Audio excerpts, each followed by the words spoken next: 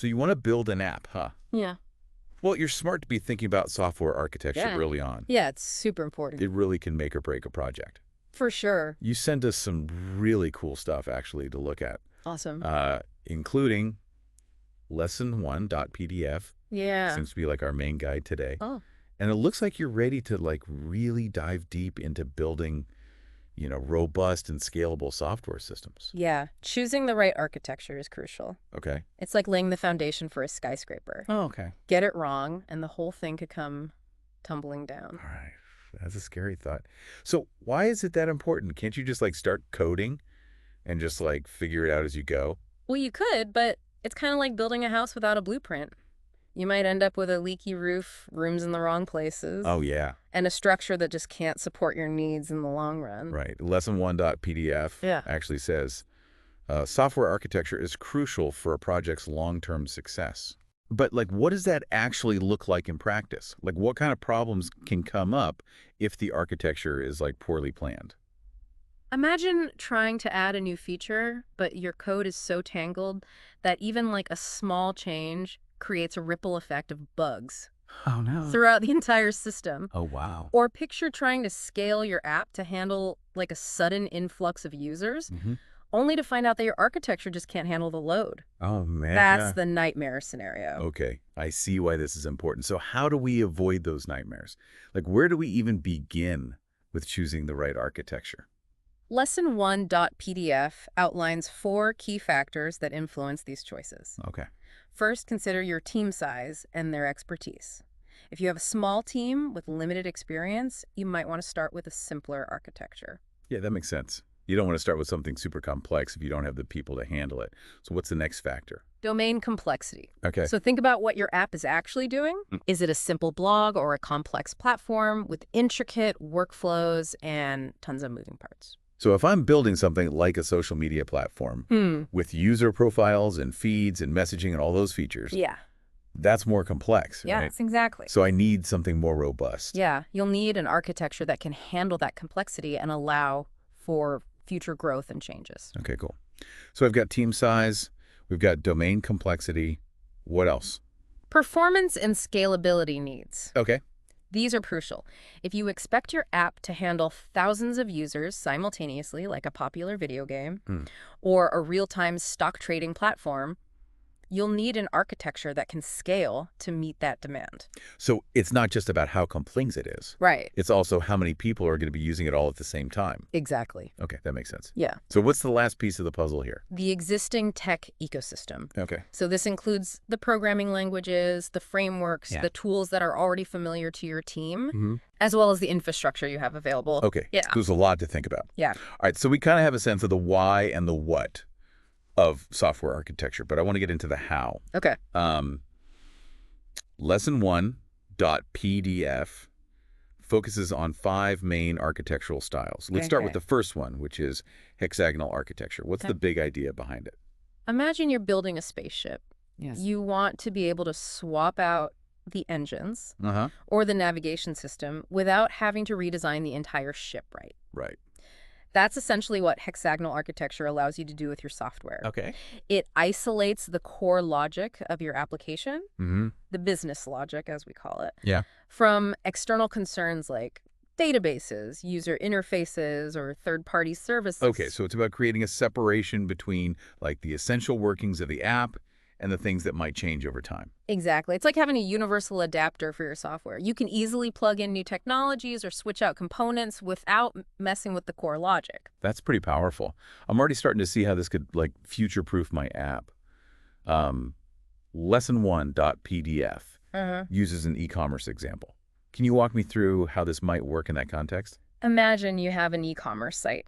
Okay. The core logic handles things like adding items to a cart, calculating discounts, processing payments, and managing inventory. Okay. With hexagonal architecture, you can swap out the payment gateway or the user interface without touching that core logic. So if I decided to switch from a website to a mobile app, or if I wanted to add a new payment option like Apple Pay or something, Exactly. I wouldn't have to rewrite the entire system. Precisely. You just create a new adapter that connects the new component to the existing core logic. It's like adding a new module to your spaceship Exactly. without redesigning the cockpit. Yeah. Okay, cool. I think I get it.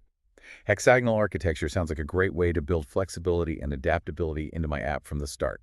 What's next? Let's move on to a classic, layered architecture. Think of it like a layer cake, where each layer has its specific purpose and sits on top of the layer below it. All right, so what are the layers in like software terms? Typically, you'd have a presentation layer, Okay. which is what the user sees and interacts with, Hmm. a business logic layer, which handles the core functionality of the app, Okay. and a data access layer, which interacts with the database. So it's like a very neat, organized system where each layer has its role. Exactly. The key here is dependency. Okay. Each layer can only communicate with the layer directly below it. Okay. The presentation layer can't directly access the database. It has to go through the business logic layer. Okay, that makes sense. Lesson1.pdf mentions that this is suitable for simpler projects with less frequent changes. Yeah. Why is that? While it's a great starting point for simpler applications, layered architecture can become a bit rigid when things get more complex. Imagine trying to make a change that affects multiple layers. Yeah. It can quickly become a tangled mess. Yeah. So if I'm building something that's likely to change a lot over time, layered architecture might not be the best. Right, for more complex systems, we might need to consider other options. Okay. Let's move on to one that I've been hearing a lot about lately, microservices architecture. What's the deal with all the hype? Imagine a bustling city with different districts dedicated to specific functions. Okay. You've got the financial district, the entertainment district, Yeah. the shopping district, all operating independently but connected through a network of roads and infrastructure.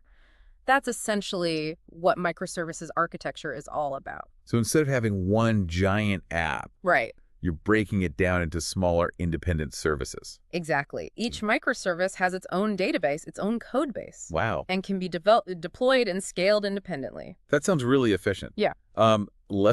Lesson1.pdf actually uses the example of YouTube to illustrate this. Yeah, it's a great example. Like you think about all the different features, video uploading, streaming, search recommendations, user profiles, comments. Right. Each of those could be like a separate microservice, Exactly. which would allow teams to work independently. Exactly. That's cool. So if one team needs to update the search algorithm, Right.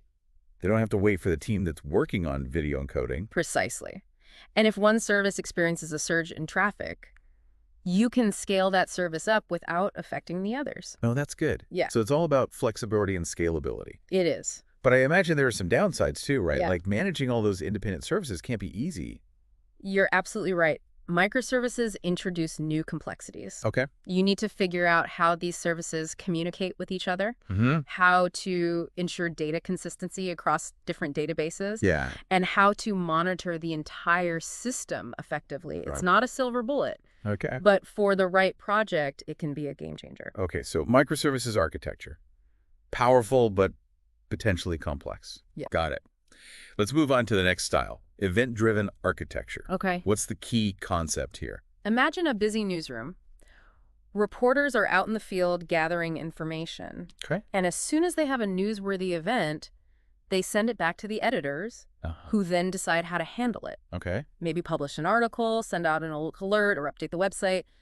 That's the essence of event-driven architecture. So it's about reacting to events as they happen. Exactly. Different parts of the system communicate by publishing and subscribing to events. Okay. Let's go back to our e-commerce example. Right. When a customer places an order, that's an event. Okay. Right. Yeah. And then other parts of the system listen for that event and take action, like update the inventory or send a confirmation email or process the payment. Precisely. The beauty of this approach is that it promotes loose coupling between different parts of the system. Okay. The order processing service doesn't need to know anything about the inventory management service. It just publishes the event and lets the other services handle it accordingly. So it's all about these independent services communicating through these messages. Exactly. Okay. Lesson1.pdf mentions this being particularly good for systems that need to be flexible and easily extensible. Right. Why is that? Because you can add new functionality without modifying existing code. Let's say you want to add a new feature that sends a text message to the customer when their order is shipped. All right. You simply create a new service that listens for the order shipped event and sends the text message. No need to touch the existing order processing or inventory management services. Wow, that's pretty cool. Yeah. So event-driven architecture is all about asynchronicity and reacting to events as they occur. Yes. We've got one more architectural style to cover from lesson1.pdf, domain-driven design Okay. and related architectures. Yeah. This one sounds a bit more conceptual. It is, but it's also incredibly powerful, especially when dealing with complex business logic. Domain-driven design, or DDD, is about aligning your software design with your business domain. So can you give me a concrete example? Sure. Imagine you're building software for a logistics company. Okay. They deal with complex concepts like shipping routes, Huh. cargo types, customs regulations, and delivery schedules. DDD would help you model these concepts in your software using the same terminology and language that the business uses. So it's about bridging the gap between like the technical world of software and like the real world business. Exactly. And DDD emphasizes close collaboration between developers and domain experts. The goal is to create a shared understanding of the business and build software that accurately reflects that understanding. Okay, so it's not just about picking the right like technical architecture. It's also about understanding the business and modeling the software accordingly. Exactly. Okay, that makes a lot of sense. But how does DDD relate to the other architectural styles we've talked about? DDD is more like an overarching strategy. Think of it as defining the blueprint for your city. While the other architectural styles, like hexagonal or microservices, are the tools you use to build the individual buildings Okay. and infrastructure within that city. So DDD provides like the high-level framework, and then you can choose other patterns, like hexagonal or microservices, to implement specific parts of the system. Exactly. And DDD often involves breaking down a complex domain into smaller, more manageable bounded contexts. Bounded contexts, what are those? Imagine our logistics company again. Oh. They might have a bounded context for managing shipping routes, Okay. another for handling customs regulations, and another for tracking shipments. Each bounded context can then be implemented using an appropriate architectural style. So you might use hexagonal architecture for the shipping routes bounded context. Right. And microservices for the customs regulations. Exactly. It's about choosing the right tool for the job. Okay. And DDD provides the framework for making those choices in a way that aligns with the business domain. All right, this is all coming together. I'm seeing how these different architectural style can work together to create like a really comprehensive solution. Yeah. But one thing lesson1.pdf keeps saying is that software architecture isn't like a one-time decision. Right. It's an ongoing process. What does that mean? It means you don't choose an architecture and then stick with it forever. Businesses evolve, technologies change, and your software needs to adapt. So how do you plan for that? Lesson1.pdf gives a great example of a food delivery startup. To illustrate this, imagine they launch in a single city with a simple layered architecture. Okay. As they expand to more cities and add features like real-time order tracking, they might transition to hexagonal architecture to make their system more flexible. And as they scale even further, handling millions of orders daily, they might break down their system into microservices to handle the load. So they're constantly like evolving their architecture to meet the needs of the business. Exactly. And that highlights the need for continuous evaluation and a willingness to adapt. The key is to make informed decisions based on your current needs and future goals. So you might start simple and then gradually get more complex. Precisely. Okay? Yeah, cool. That's why it's so important to understand all these different styles and their trade-offs. Right. All right, we've covered a lot of ground. 5 main architectural styles: hexagonal layered microservices, event-driven, and domain-driven design. Yeah. But it sounds like the journey doesn't end there. Absolutely. There's still much more to discover, and in our next part, we'll delve deeper into the practical considerations of implementing these architectural choices. Awesome. We'll discuss modularity hybrid databases and the importance of culture and tools in supporting your chosen architecture. Well, that sounds fascinating. I'm ready to learn more. But I'm going to take a moment to digest everything we just talked about. My brain is full of architectural blueprints. It's a lot to take in, for sure. Yeah, but I'm seeing the world of software in a whole new light. That's the beauty of diving deep into these concepts. Yeah, for sure. Join us in part 2, where we'll continue our exploration of the fascinating world of software architecture. Awesome. I'll be there. All right, so my brain is officially full of architectural blueprints. Yeah. In part 1, we explored those 5 main styles: hexagonal, layered, microservices, event-driven, and domain-driven design. I'm starting to get the big picture. Good. But now I'm kind of curious about like the practical side of things. Okay. How do you actually like implement these architectural patterns? Right. What tools and strategies do you use to make it all happen? Yeah, that's a great question. It's one thing to understand the concepts, Right. but putting them into practice requires a deeper dive into like the how of software architecture. Totally. And luckily for us, lesson1.pdf seems to anticipate those exact questions. It introduces this idea of modular design, Yes. which sounds pretty fundamental. It is. Modularity is all about breaking down a complex system into smaller, self-contained units, each with a specific responsibility. Yeah. It's like organizing a library. Mm-hmm. You wouldn't just throw all the books into one giant pile. Right. You'd categorize them, put them on different shelves, maybe even create separate rooms for different genres. Okay, I'm getting the analogy. Well, So instead of having like one massive tangled code base, you're dividing it into these more manageable, well-defined modules. Exactly. And this principle can be applied even if you're not building a full-blown microservices architecture. Okay. You can have a modular monolith where different parts of your code are well organized and separated based on functionality or business domains. Okay, so it's like having separate compartments within a ship, Yeah. each with its own crew and equipment, Right. but all working together to keep the ship afloat. Exactly. Lesson1.pdf actually makes this point about modular design being like a stepping stone to microservices. Can you talk about that a little bit? Absolutely. By starting with a modular monolith, you're essentially laying the groundwork for a potential transition to microservices later on. Sure. If you've already established clear boundaries and organized your code base into well-defined modules, it becomes much easier to extract those modules into independent services, Okay. if and when the need arises. It's like preparing your ship to be easily reconfigured into a fleet of smaller vessels if you ever need to explore different waters. I like that analogy. So starting with a modular approach, even if you're not going full microservices right away, can save you a lot of headaches down the road. Exactly. And this ties back to the concept of domain-driven design, Okay. where those bounded contexts we talked about can naturally serve as the basis for these modules. Right. So each bounded context representing a specific area of the business domain could be designed as a separate module Exactly. with its own code and data and logic. It's like each district in our city analogy, Right. having its own specialized infrastructure and functions. Exactly. You're getting it.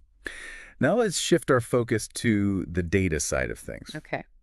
How do databases fit into this modular world, Right. especially when we're dealing with microservices? Yeah, that's a great question.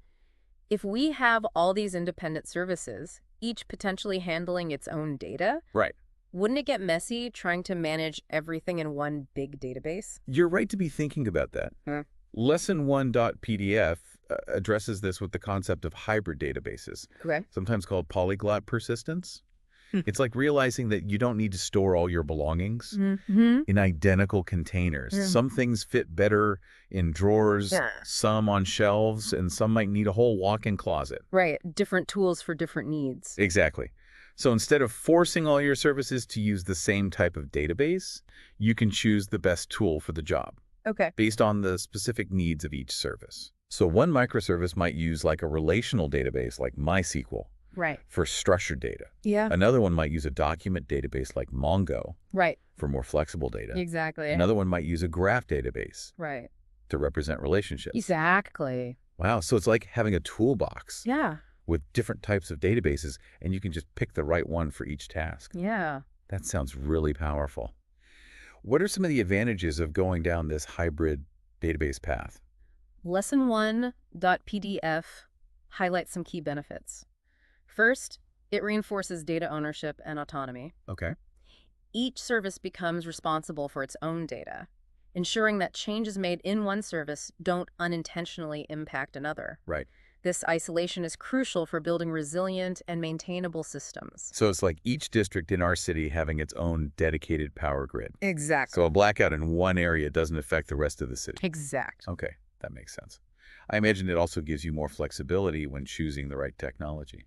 Right. Like if a particular service needs to handle time series data, you can choose a database specifically for that Right. without worrying about how it might affect other parts of the system. Precisely. But of course, there are also challenges to consider. Right. When you have data spread across multiple databases, you need to think about how to ensure data consistency. Right. If one service updates its data, how do you make sure that those changes are reflected in other services? That's a key challenge. Yeah. Lesson1.pdf hints at some solutions like event-driven synchronization. Okay. Remember how we talked about events being used for communication between services? Yes. Well, those events can also be used to propagate data changes across the system. Okay, so when a service updates its own data, it can publish an event Yeah, that other services can listen for and use to update their own copies of the data. exactly. But achieving consistency in a distributed system is a complex topic, Yeah. one that deserves a whole deep dive of its own. But for now, let's acknowledge that it's a challenge that needs to be addressed carefully. Duly noted. Yeah. Okay, so we've talked about modularity, hybrid databases, Yeah. the complexities of data consistency. Yes. Lesson1.pdf also emphasizes this point that often gets overlooked. Mm-hmm. The impact of architectural choices on teams and processes. Absolutely. Technology choices don't exist in a vacuum. They have profound implications for how teams are organized, how they collaborate, and ultimately how they deliver value. And lesson1.pdf specifically calls out the importance of organizational structure, team autonomy, and the right tools to support the chosen architecture. Yes. So let's unpack those, starting with organizational structure. Okay. Traditionally, software development teams were often organized around functional silos. You'd have a front-end team, a back-end team, a database team, and so on. Right. But this structure can become a major bottleneck when you're moving towards a more modular or microservices-based architecture. Yeah, because if each feature requires collaboration across multiple silos, that just slows things down. Yeah, exactly. Both development and communication. Imagine trying to build a bridge with separate teams responsible for each individual component. Okay. The foundation, the support beams the road surface. Yeah. It would be chaos. All right, I can see how that would be a problem. So how do we structure teams better to support these modern architectures? Lesson1.pdf advocates for cross-functional teams. Okay. Where you have a team responsible for a specific product, service, or bounded context. This team has all the necessary skills. Okay. Front-end, back-end database testing to develop, deploy, and maintain that part of the system independently. So instead of having a team for each layer of the technology stack, you have a team for each independent unit of functionality. Exactly. That makes a lot of sense. Right. What about the role of tools? Right. How do tools help support these architectural choices? Tools are absolutely essential. Lesson1.pdf mentions a whole range of technologies that can streamline development, deployment, and monitoring in a distributed environment. Can you give me some specific examples? Sure. For microservices, service discovery tools like Consul or Eureka help services find and communicate with each other. Okay. It's like having a phone directory for your microservices so they can easily connect and exchange information. That's useful. Mm-hmm. What about managing the flow of events in an event-driven architecture? For that, you'd use message brokers like Kafka or RabbitMQ. They act as a central hub for event communication, ensuring that messages are delivered reliably and efficiently between services. Okay. It's like having a postal service Right. that handles all the event notification. Making sure they get to the right place. Exactly. Cool. And I imagine monitoring tools become even more important in a distributed system. Oh, absolutely. How do you keep track of all these moving parts? You need tools that can collect metrics from various parts of the system, visualize performance, identify bottlenecks, and alert you to potential issues. Tools like Prometheus or Grafana are popular choices for this. They give you a dashboard view of your entire system's health, like having a control room where you can monitor all the vital signs. Right, so it's not just about picking the right architecture. It's also about having the right tools to support it. Right. And making sure that your teams are structured effectively to make it all work. Exactly. And as we discussed, lesson1.pdf doesn't stop there. Right. It also dives into considerations like security performance and resilience, especially in distributed systems. Right. Those are critical aspects. How do you ensure that your system is secure, performs well under pressure, and can handle failures gracefully when you have all these different services communicating over a network? Those are excellent questions. Yeah. And they lead us into even deeper waters. Okay. Let's start with security. Lesson1.pdf mentions API gateways, which act as a central point for authentication, authorization, and rate limiting. They're like the security checkpoints for your system, controlling access and preventing unauthorized entry. So they help protect your services from unwanted traffic and malicious attacks. Exactly. And for managing communication between services, securely serviced meshes like Istio are becoming increasingly popular.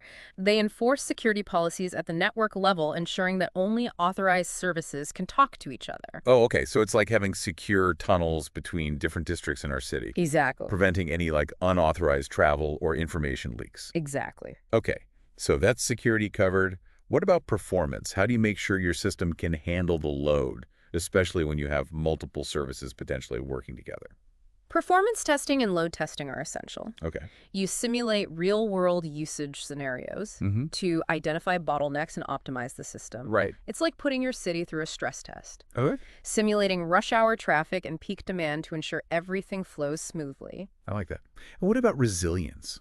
How do you build systems that can gracefully handle failures, especially in a distributed environment where there are more potential points of failure? Lesson1.pdf touches on patterns like circuit breakers, retries, and timeouts. Okay. Circuit breakers prevent cascading failures Okay. by isolating faulty services. Uh-huh. Retries give a service a chance to recover from a temporary glitch, Okay. and timeouts prevent requests from hanging indefinitely Yeah. if a service is unresponsive. So it's all about creating a system that can adapt and recover from failures without like completely falling apart. Exactly. It's like having backup generators and emergency protocols in place so your city can keep functioning Right. even if one part of the infrastructure goes down. Okay, this is getting really interesting. Huh. I'm starting to see how all these considerations, modularity, databases, team structure, tools, security, performance, and resilience, all play a critical role in building successful software systems. You're getting it. And as lesson1.pdf points out, these are just the foundational concepts. There's a whole world of advanced architectures and patterns to explore, each with its own strengths and complexity. Oh, I'm intrigued. Can you give me like a little glimpse of what lies beyond these foundational concepts? Of course. Lesson1.pdf briefly mentions CQRS and event sourcing. Go ahead. CQRS, or Command Query Responsibility Segregation, is about separating read operations from write operations. Okay. It's often used in systems with complex data models and heavy read loads. So you might have separate databases optimized for reading and writing data, Exactly. which can improve performance and scalability. Yes. And then there's event sourcing, where you store all changes to your data as a series of events, providing a complete audit trail. Oh, wow. It's like having a security camera. Yeah. That records every single action so you can always go back and see exactly what happened. That sounds incredibly useful for like debugging and auditing, It is. but I imagine it also adds complexity You're right, it does. to the system. Event sourcing is a powerful technique, Okay. but it's typically used in specific scenarios where those benefits outweigh the added complexity. I see a pattern here. It seems like with every architectural choice, there's a trade-off between complexity and the benefits it offers. Exactly. And choosing the right architecture is all about understanding those trade-offs and making informed decisions based on your specific needs and constraints. Now, before we wrap up this part, I want to go back to something lesson1.pdf mentions about legacy systems. Okay. You know, a lot of projects don't start from scratch. Right. They inherit older systems Right. that need to be modernized or integrated with newer architectures. Right. How do you navigate those transitions Right. without causing a meltdown? That's a great point. Migrating from legacy systems can be a daunting task. Yeah. But lesson1.pdf offers some guidance in the form of patterns like the Strangler pattern and the anti-corruption layer. Okay, those sound interesting. Tell me more about how they work. The Strangler pattern is a gradual migration strategy. Okay. You slowly replace parts of the legacy system with new functionality, built using a more modern architecture. Right. It's like slowly renovating an old house room by room, Oh, okay. until eventually the entire structure is modernized. I like that. And the anti-corruption layer. That acts as a shield between your new system and the legacy system, protecting the new code from the complexities and inconsistencies of the old system. So it's like having a translator that allows the new and old parts of your city to communicate without misinterpretations or conflicts. Exactly. Okay, these patterns sound like lifesavers for anyone dealing with the challenges of legacy systems. They can be. But lesson1.pdf also reminds us that technology choices are ultimately implemented by people. Yeah. Successful transitions require careful consideration of the cultural and management dimensions of architectural decisions. So it's not just about the technical aspects, it's also about the people involved and how they adapt to these changes. Absolutely. You need to foster a culture of education, knowledge-sharing mentorship, and open communication Right. to ensure that everyone understands and supports the chosen architecture. Okay, so it's like making sure all the citizens in our city are on board with the new infrastructure plans Exactly. and are equipped to navigate the changes. Exactly. I'm really starting to appreciate the holistic view of software architecture that Lesson 1.pdf is presenting. Yeah. It's not just about picking the coolest new technologies. It's about making informed choices that consider the technical, the human, and the organizational factors. You've hit the nail on the head. And there's one final point I want to highlight before we move on. Okay. Lesson 1.pdf emphasizes the importance of measurement, observability, and management tools for the success of any architecture, especially in a distributed world. Yeah, that makes sense. You need to be able to see what's happening in your system, identify potential problems, and make adjustments as needed. Exactly. Investing in monitoring, logging, and alerting systems is crucial for maintaining a healthy and reliable system. It's like having sensors and dashboards throughout your city Okay. that provide real-time data on traffic flow, energy consumption, and potential hazards, allowing you to manage and optimize everything effectively. Okay. I'm definitely feeling the weight of responsibility that comes with choosing the right architecture. Yeah. But I'm also feeling empowered by all the knowledge and tools that are available to help me make those decisions. That's the spirit. And as we wrap up part 2, I want to leave you with one final thought. Software architecture is an ongoing journey of learning, adaptation, and improvement. Okay. The key is to stay curious, keep exploring, and never stop seeking ways to build better, more robust, and more scalable systems. Well said. And on that note, let's move on to part 3, where we'll get to see all these principles in action. Yes. By exploring some real-world examples of architectural transitions and how organizations have successfully navigated these complex choices. That's right. Let's see how these blueprints translate into real-world buildings. Okay, so we've really made it to the heart of software architecture. Yeah, we have. From those fundamental styles to like the nitty-gritty details of modularity in databases, Right. and even the human side of things. It's all connected. It's pretty amazing how much goes into building a system. It is. But like any blueprint, the true test is how it works in the real world. Yeah, for sure. So let's step out of the theoretical and get into some real-world examples. Okay. Lesson 1.pdf actually gives some really great case studies of companies that have like successfully made these transitions. That's right. And these real-world stories really highlight that there's no one-size-fits-all solution when it comes to architecture. Yeah, it's all about context. Right. Finding the right fit for your specific situation, your team, and your goals. Remember that food delivery startup? Yeah. It's a perfect example of how architecture can evolve alongside a business. They started simple with layered architecture, embraced flexibility with hexagonal as they expanded, and eventually went full microservices to handle massive scale. Exactly. It shows that you don't have to start with the most complex solution. Right. Sometimes it's better to begin with a simpler approach and gradually introduce more complexity as you need it. That's a good point. Like starting with a food truck before building a whole restaurant empire. Exactly. A great analogy. Now, another case study that stands out from Lesson 1.pdf is that logistics company. They were dealing with a really tricky business domain. Right. Tons of regulation. All those complex rules around shipping, international customs, and they tackled it with domain-driven design, Right. breaking the problem down into those bounded contexts. Exactly. By aligning their software with their business, they were able to create a system that was both robust and adaptable. That's cool. It shows the power of DDD. I'm seeing a pattern here. It seems like these companies found success by carefully picking the right styles for their challenges and then evolving as their businesses grew.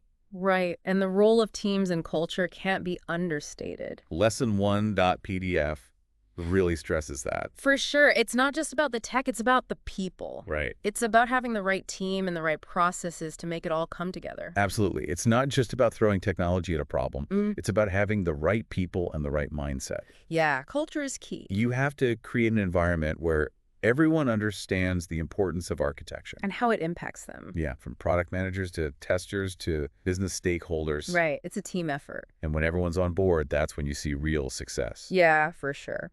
So as we wrap up this deep dive, what's the one thing you want our listener to take away? I'd say it's this. There's no one right answer when it comes to software architecture. Okay. The best choices are those that fit your context, your team's expertise, and your business challenges. You nailed it. Thanks. It's not about chasing trends or copying what others are doing. Right. It's about understanding the principles, weighing the trade-offs, and making decisions that set your project up for success. Exactly. And remember, architecture isn't a static thing, it's a journey. Right. As your business evolves, as technology changes, as your understanding grows, your choices will need to adapt. It's about embracing change, Yeah. staying curious, and always looking for ways to build better systems. More robust, more scalable. That's it. We hope this deep dive has given you the knowledge to make those decisions. With confidence. Yeah, a thirst for learning. And a willingness to explore. All the possibilities out there. If you're ready to go deeper, there are so many resources available. Yeah, definitely. Books, articles, online communities. For sure. And, of course, more deep dives right here on the show. Absolutely. So keep exploring, keep learning. Keep building. The world of software architecture is waiting for you. It is. That's a great way to end it. Thanks. Until next time, this has been The Deep Dive, your shortcut to becoming well-informed.